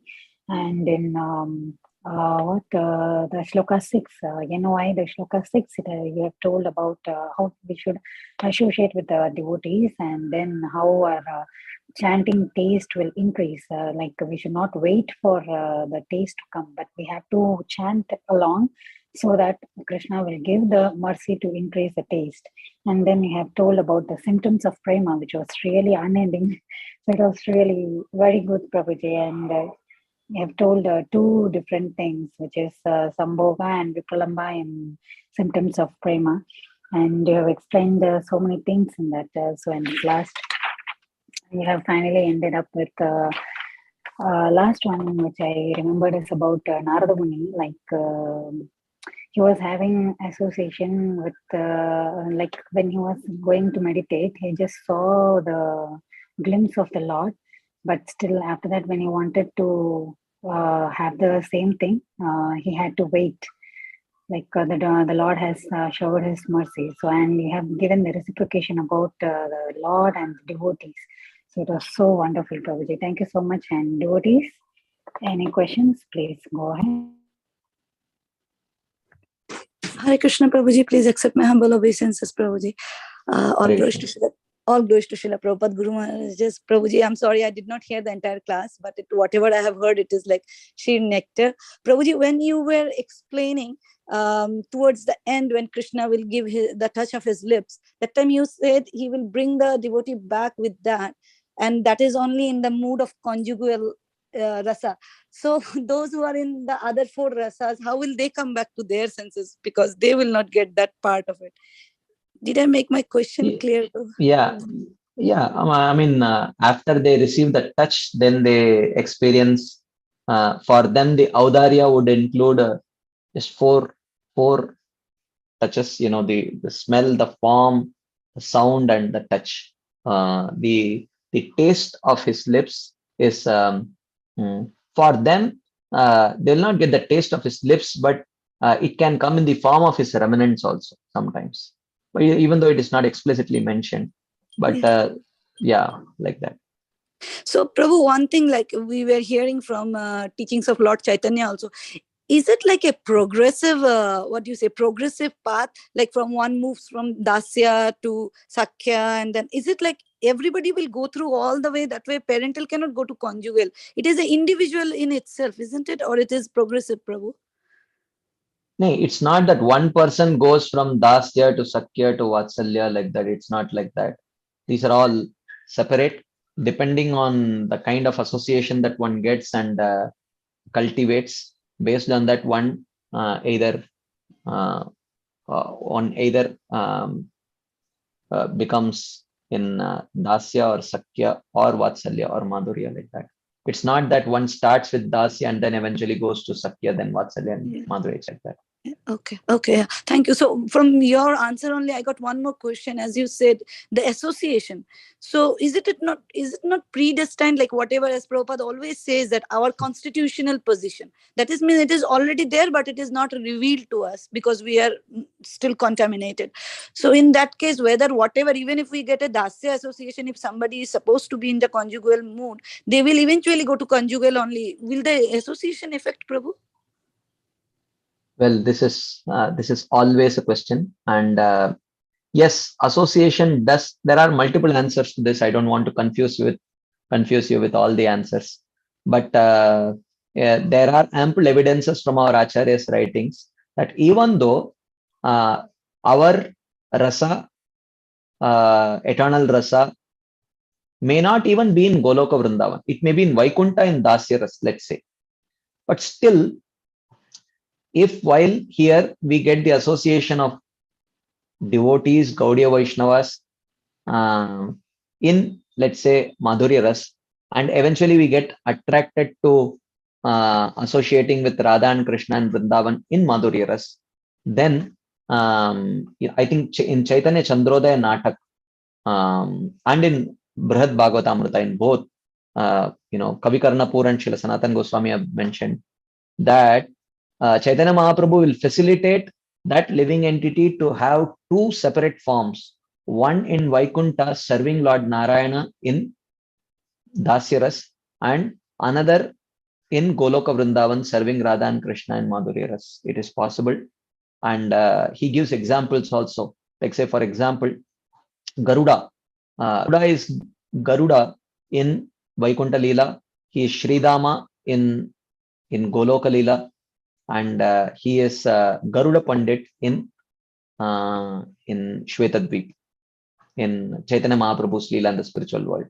So one living entity can have multiple forms, even if so therefore that is very much a possibility. So if so one need not worry. So while in this material world, the point is that association very much matters. So it's not that it is certain things may be predestined, but by association it can change, and one can parallelly experience two different in two different planets, two different rasas, to two different personalities also. That's possible. So when we hear the story of Baladev Vidyabhushan, right? He was in a different sampradaya, then he got the association, and then he finally, am I talking sense, Prabhu? Yeah. It happened, right? He came into Gaudiya. So thank you so much, Prabhuji. Thank you for the wonderful answers. And Prabhuji, are you comfortable sharing your emails? If there is any question, can we approach you, Prabhu? Yeah, sure. I will type it in the chat box. It is write to me. I will share my, you can either email me or you can WhatsApp me. I will share my email address and my phone number. So WhatsApp, I generally I respond more quickly. Thank you so much. Very grateful. Okay. Yeah. Thank you. Dandavat Pranam, Prabhu. Very, very grateful. Thank you, Hare Krishna. And we'll look for your association, Prabhu, very eagerly. Thank you. Please keep coming, Prabhu. Thank you. Thank you, Mataji.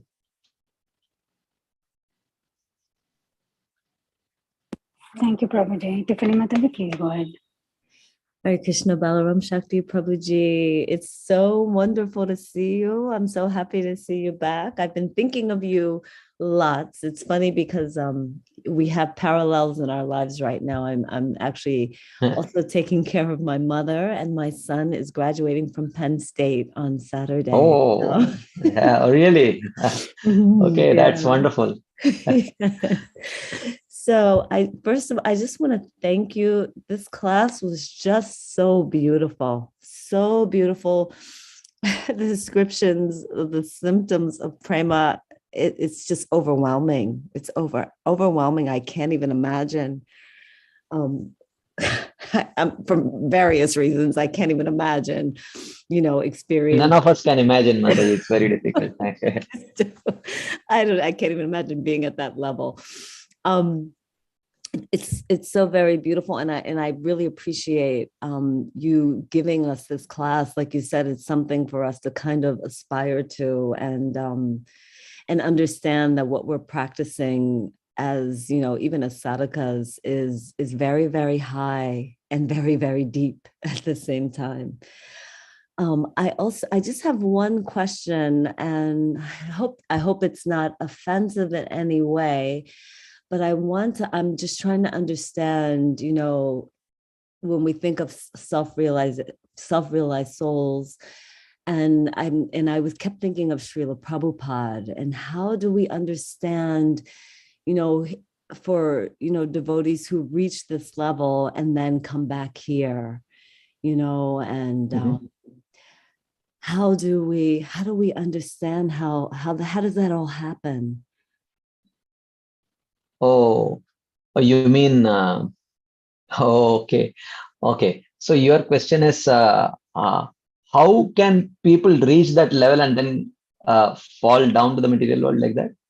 Or those who come for preaching purposes? Yes, who come back here and, are at that level, and then they come back here. I don't look at it as fall down, so to speak. I know that's often the term that devotees use, but it's there are multiple answers to this, but the most convincing answer to me has been by Srila Prabhupada, and Srila Bhaktivinoda Thakur echoes the same understanding in his explanations, both in Jaiva Dharma and in Bhaktya Loka. So he says that why the pure soul chooses to come to this material world. In order to understand this, he says the answer for this question can be understood only when one reaches the stage of self-realization, he says.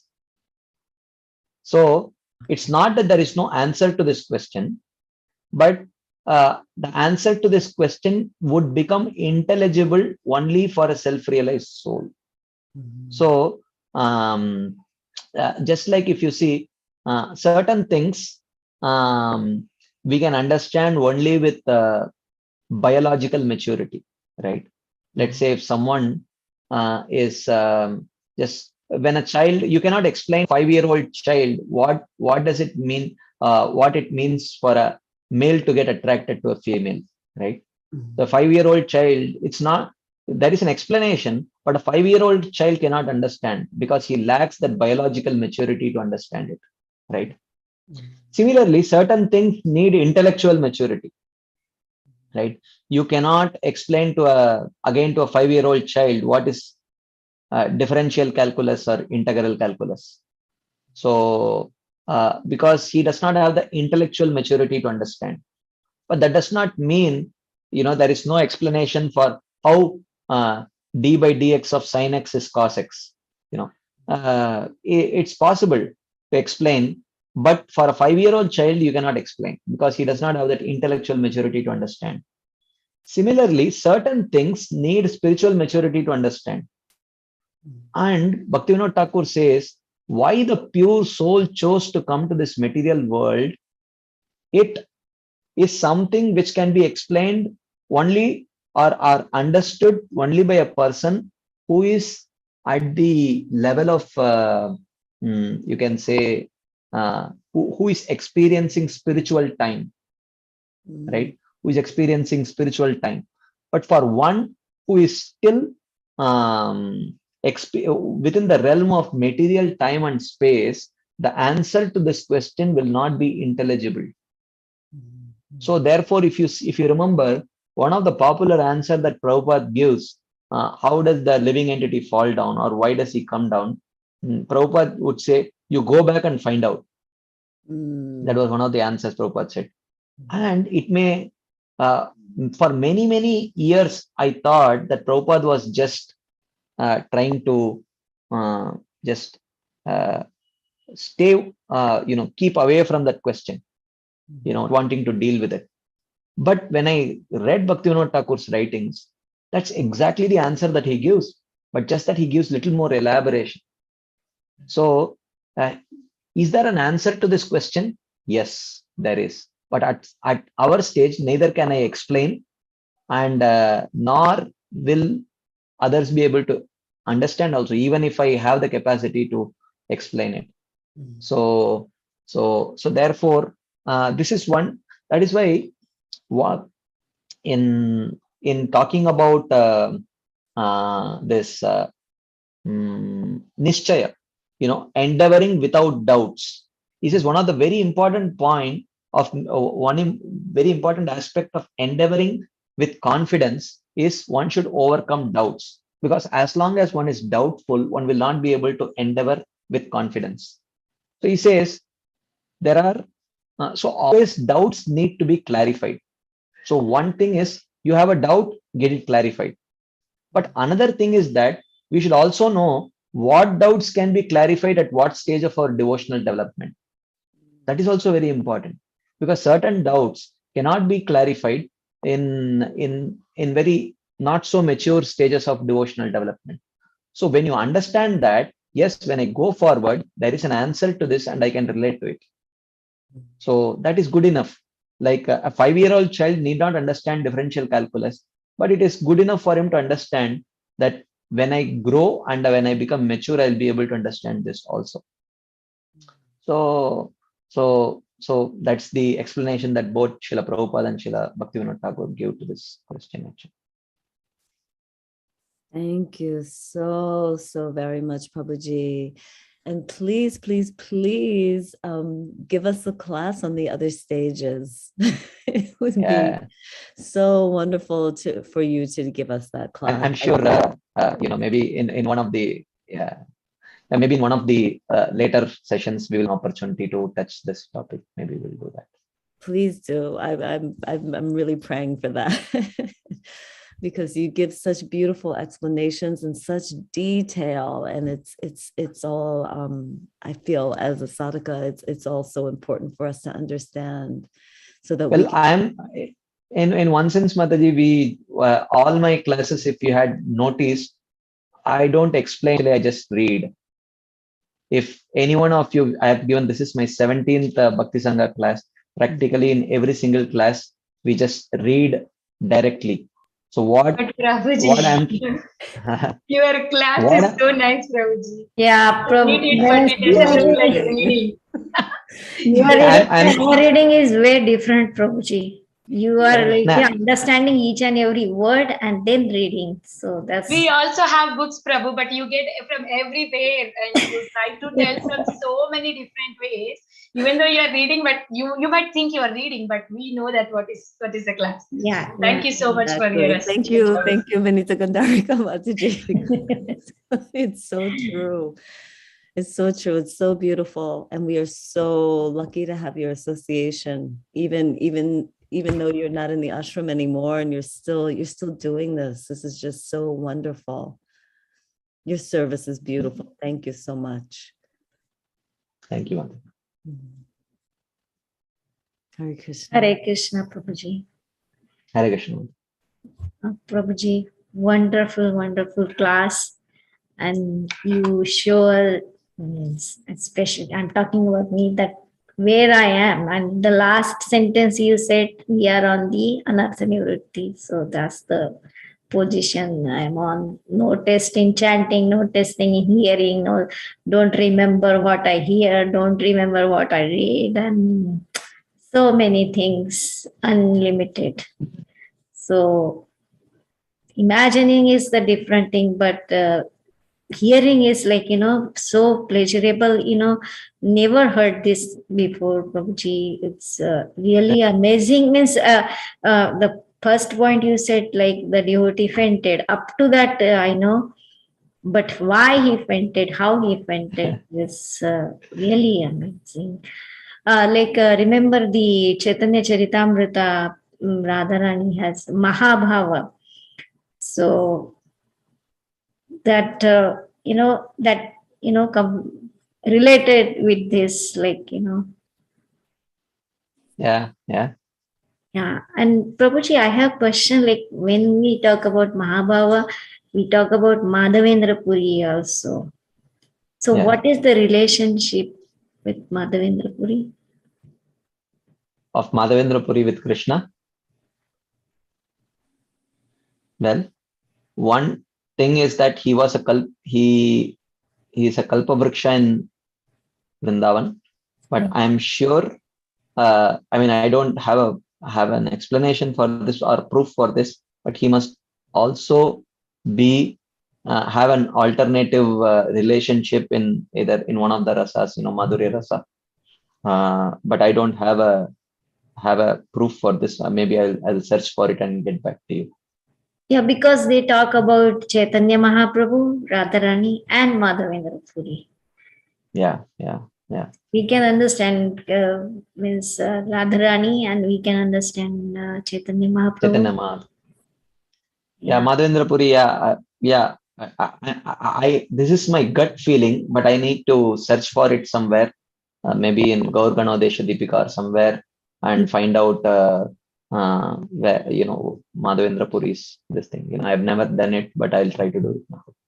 Yeah, thank you, Prabhu, and thank you for the class. It's like I don't have heart, to hear that. It's hard to have melted after hearing, but I don't have some kind of my heart is still iron piece or rock is there, Prabhuji. Yeah. Hare Krishna. Thank you. Thank you, Prabhu. Hare Krishna, Prabhuji. Dhanavad Pranam, Prabhuji. Thank you, Prabhu, for a very, very enlightened class, and to show us that where we are going, that Prayojan part. So, Prabhu, one question. We hear the basic aspect of this in Bhagavad Gita also. Like say 521, Prabhu. 521. Bahaya sparsheshu asaktanam vidanti atma asaktatma. Vindati. Yeah. Indati atma yat sukham. Sabrahma yoga yuktatma sukham akshayam ashnute. Right, Prabhu? This also is, pointing towards that. So when we read, say, in a basic perspective, how do we explain this verse, Prabhu? Like, from a materialistic, right? Yeah. How do we explain it? I didn't get your question. How do you understand this verse? Because now, from a material, we are conditioned souls. Here in Bhagavad Gita also, we are what you spoke, right, Prabhu, elaborately.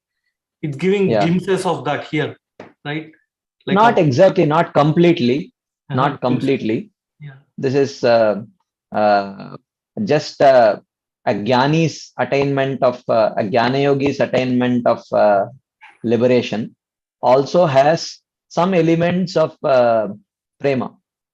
It has all the anartha nivritti, atyantika anartha nivritti happens even at the stage of liberation through Jnana Yoga. But then the artha pravritti aspect of experiencing his experiences with Krishna that we discussed about, those experiences are not there for a Jnana Yogi. So just because you may find some similarity, but there is no, the similarity ends there. It's not much. And of course,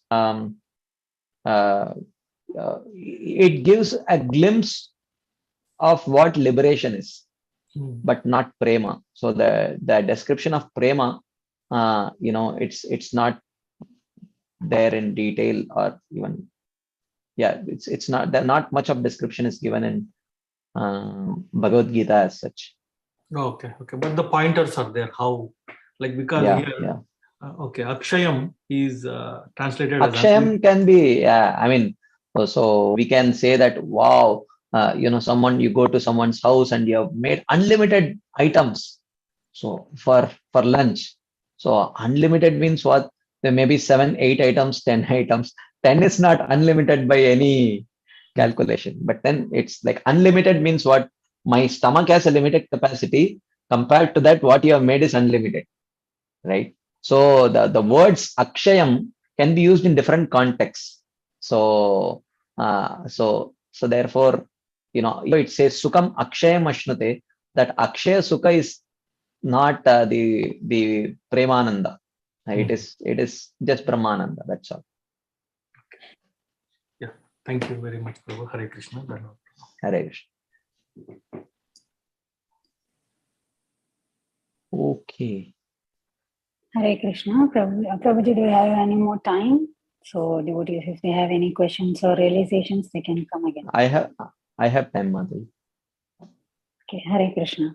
Devotees, any questions or comments or any realizations? Please go ahead with Prabhuji. Prabhuji, I just want to, in the meantime, I just want to express the one which you told, like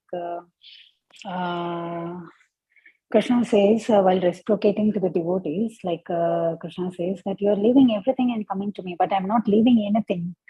So I'm not leaving anything for you. What I can do for this? So he's saying, because, so in one lecture I hear, like Krishna will not leave because he loves his devotees. If he leaves the devotees and come, it's not Krishna. So that's why he is not leaving anyone. So even he attends the new devotees also, even he keeps the old devotees, like he's not seeing any discrimination between them. So, and regarding this, Krishna has told in Bhagavad Gita 9.31, just I remembered these things when you were saying those. So he says, Bhakta Pranashyati. In 9.31, so he says, like, and my devotee will not perish. Once he comes to me, he will be there with me always. So, and even if we forget also, he maybe momentarily, like we forget him, but what he does is, he will again drag us to him. So that is a speciality about Krishna. So my realization from your class, Prabhuji. Hare Krishna. Yeah, thank you. Thank you so much, Prabhuji. So, devotees, if no more questions, so let's end up our call here. So, let's pay our obeisances to Prabhuji. Vancha kalpatrupasya kripa sindhupesya Ananta Koti Vaishnava Vrinda ki jai. Srila Prabhupada ki jai. His grace Balaram Shakti Prabhuji ki jai. Grandraj Srimad Bhagavatam ki jai. All devotees on the call ki jai. Hare Krishna. Hare Krishna. Thank you. Hare Krishna. Thank you, Thank you Prabhuji. so much, Prabhuji. Thank you. Prabhuji. Hare Thank you so much, Prabhuji. Thank you. Hare Krishna, Prabhuji. Very wonderful class, so mysterious. You gave all the experience in one class. Thank you. Hare Krishna. Hare Krishna. Hare Krishna, Prabhuji. Thank you so much once again for such a beautiful class. We look forward again for your assistation, Prabhuji. Thank you so much. Very beautiful class. Hare Krishna. Hare Krishna. We are closing the call for today. We'll meet again tomorrow for Srimad Bhagavatam. Dandavad. Hari Bol. Hare Krishna. See you tomorrow. Hare Krishna. Yes, Mataji. See you tomorrow.